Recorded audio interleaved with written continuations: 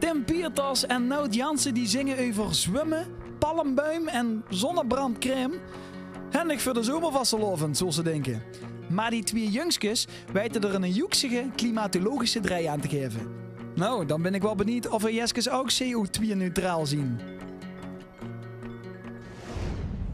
Liedje 8 in nog Bukske, Heid, gezongen door Tim Pieters en Nout Jansen.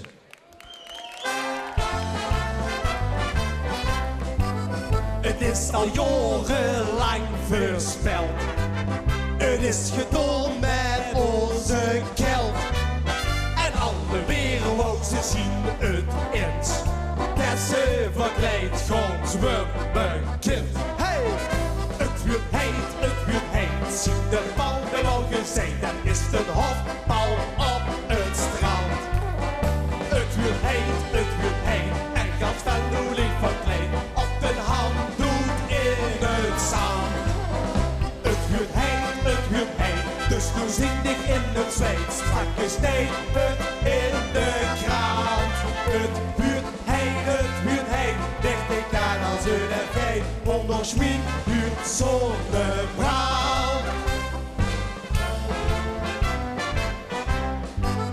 Als ik nu lunch door mijn fok, zin ik die riepie hotelbok. Zin ik die hutje stop, kom ik de glaas al beslok. Het wordt heet, zie de bal de wolken zijn. Dan is het een hofbal op het strand. Het wordt heet, en kan wel hoe lief verkleed. Op de handdoek in het zand. Het wordt heet, dus nu zingt ik in het Zweeds. Strakke stenen in de kraan. Het wordt heet, dicht ik daar als een vee. Onder schmien huurt zonnebrand.